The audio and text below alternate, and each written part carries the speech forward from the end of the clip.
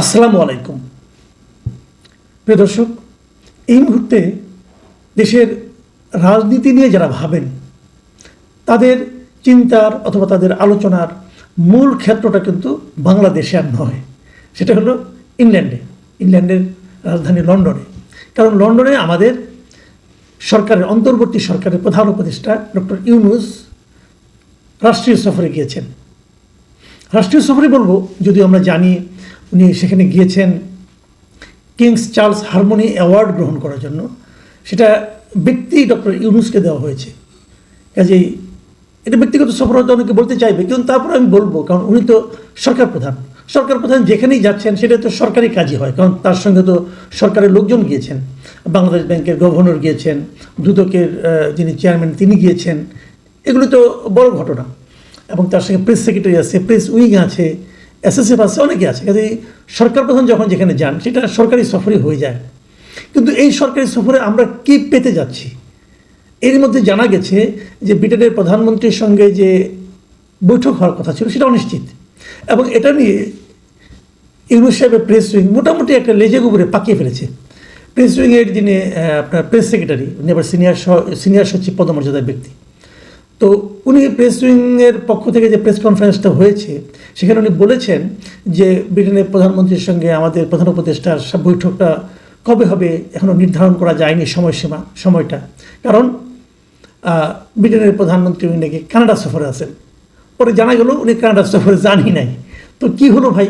মানে এত আনারি লোকজনকে নিয়ে এই প্রেস উইংটা গঠন করা হয়েছে, এবং এর মাথায় যিনি শিরোমণি হিসেবে বসে আছেন, এটুকু খবর উনি সংগ্রহ করতে পারেননি যে ব্রিটেনের প্রাইম মিনিস্টার যে দেশে উনি গিয়েছেন, যে দেশে আমাদের প্রধানমন্ত্রীর পদমর্যাদার ব্যক্তিকে নিয়ে গিয়েছেন, সেখানে ওই দেশের প্রধানমন্ত্রী আদৌ সে দেশে আছেন কি নাই এই খবরটা সংগ্রহ করার সক্ষমতা ওনার নাই।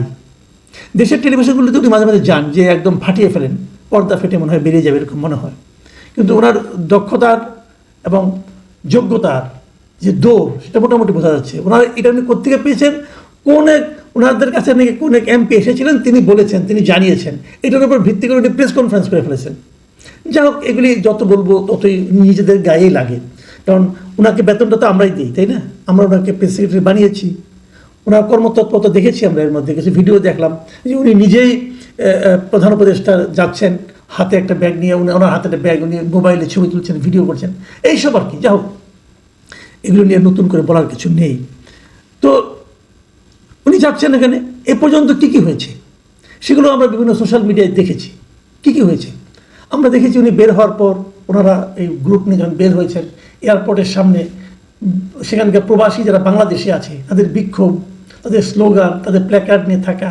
আবার দেখলাম একটা গাড়িতেও মানে এরকম নিয়ন আলোতে লেখা হচ্ছে যে ডক্টর ইউনূস ডেমোক্রেসির কীভাবে 12টা বাজিয়েছেন। এগুলো হতে পারে এগুলো পার্টিজান, আমরা এগুলো আগেও দেখেছি। কিন্তু আগেও দেখেছি কীভাবে, যখন শেখ হাসিনা ক্ষমতায় ছিলেন, উনি যখন ইংল্যান্ডে অথবা আমেরিকায় যেতেন, এই দুটো দেশে বেশি হয়, যখন যেতেন তখন এয়ারপোর্টের সামনেই দেখতাম যে বিরোধী দলের লোকজন তারা এরকম নানা রকমভাবে স্লোগান, দুয়ো দেওয়া, হ্যাঁ, এগুলো তারা করতো। এবং আবার এটাও দেখেছি যে বিপরীত দিকে ওনার সমর্থক গোষ্ঠীরাও বেশ প্রবল প্রতাপে উপস্থিত থাকতো। মাঝে মাঝে এই দুই পক্ষের সমর্থকদের মধ্যে মারামারিও হতো। যাই হোক, এভাবে দেশের ইজ্জত বেজ্জত অনেক কিছু হয়েছে। এবার যেটা হলো, এবার আমি নিজে, আমার সঙ্গে বেশ কয়েকজন লোক ওখানে উপস্থিত ছিলেন অথবা বাইরের থেকে দর্শক হিসেবে দেখতে এসেছেন, এমন একজন লোক আমাকে ফোন করে জানিয়েছেন যে এবার নাকি দৃশ্যটা অন্যরকম ছিল। অন্যরকম মানে যে ওনার বিপক্ষে যারা ছিল তাদের মধ্যে উনি বলেছেন যে এখানে অনেক আমি বিএনপির লোকজনকে দেখেছি, সবাই তো মোটামুটি সবাইকে চেনে, তারাও নাকি তাকে এরকমভাবে প্রত্যাখ্যান করার মতো কথাবার্তা বলেছে। আবার শফিক সাহেবকে দেখলাম যে অনেকে চিৎকার করে ডাকছে একটা বিশেষণ যুক্ত করে, সেগুলো হয়েছে। এর পাশাপাশি বিপরীত দিকে যে ওনাকে অভ্যর্থনা জানিয়ে, ওনাকে সম্বর্ধনা ওনার প্রতি পজিটিভ প্ল্যাকার্ড নিয়ে যে জায়গাটা ছিল, উনি আমাকে যিনি জানিয়েছেন তিনি বলেছেন যে মাত্র উনি ওখানে নাকি 4 জন লোককে দেখেছেন। ওকে 3 জনে মিলে একটা ব্যানার ধরে আছে আর একজন লোক সেটা ভিডিও করছে, এরকম একটা দৃশ্য উনি দেখেছেন। আমি জানি না আসলে প্রকৃত বাস্তবতাটা কী, তবে যেটাই হোক এটা আমাদের জন্য আসলে অপ্রত্যাশিত। আমরা চাইনি যে উনি তো কোনো দল করেন, উনি একটা অন্তর্বর্তী সরকারের প্রধান, উনি কেন রাজনৈতিকভাবে এরকম একটা বিতর্কিত অবস্থানে চলে যাচ্ছেন, কিন্তু না গেলে ভালো হতো। যা হোক, আমরা বরং একটু তাকাই যে উনি কি করেছেন এবং কি বলেছেন। এর মধ্যে উনি ওখানে গেলেন কবে? উনি গেলেন হলো মঙ্গলবার দিন, আমাদের সময় মঙ্গলবার দিন দুপুর 12টার দিকে, আমাদের সময় বাংলাদেশ সময় ওখানে যে পৌঁছে, মানে ওদের সময় ভোর তখন, ওখানে যে পৌঁছেছেন, পৌঁছার পর হোটেলে উঠেছেন, হোটেলে ওঠার পর এ পর্যন্ত দেখা সাক্ষাৎকার কার সঙ্গে হয়েছে, ওনার সঙ্গে দেখা করেছেন ফরাসি প্রতিষ্ঠান যে এয়ারবাসের এক্সিকিউটিভ ভাইস প্রেসিডেন্ট। কেন আমরা কি এয়ারবাস কিনতেছি? এয়ারবাস কেনার একটা ব্যাপার কিন্তু আমরা দেখেছি যে ফরাসি প্রেসিডেন্ট যিনি আছেন, মানে ওদের রাষ্ট্রীয় প্রেসিডেন্ট যিনি আছেন, তিনি বাংলাদেশ সফরে এসেছিলেন, হাসিনার সঙ্গে কি মিটিং টিটিং হয়েছিল, তখন এয়ারবাস কেনার একটা প্রকল্প হাতে নেওয়া হয়েছিল, সেটা পরে আর বাস্তবায়িত হয়নি। যাই হোক, ওনার সঙ্গে দেখা হয়েছে।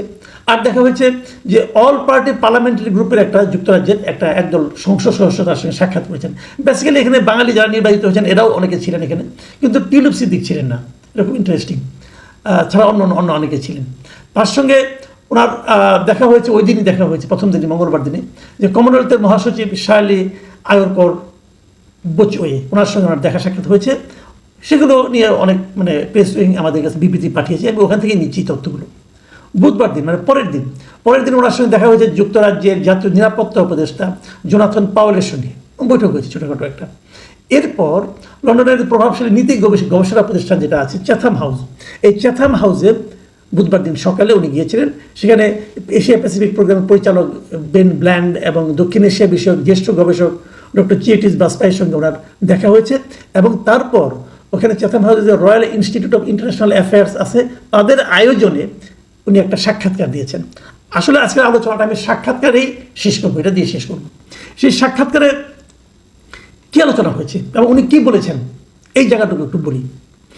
উনি সেখানে বলেছেন, যে কথাটা খুব জোর দিয়ে বলেছেন, সেটা হলো যে 17 বছর পর আমরা সত্যিকারে একটি নির্বাচন করতে যাচ্ছি, যা আমাদের ইতিহাসে সবচেয়ে সুন্দর নির্বাচন হবে। মাথায় রাখবেন, ডক্টর ইউনূস বলেছেন আমাদের ইতিহাসে, বাংলাদেশের ইতিহাসে সবচেয়ে সুন্দর নির্বাচনটা উনি উপহার দিতে যাচ্ছেন। ওনার এই বক্তব্য নিয়ে আমার বিশাল আপত্তির বিষয়টা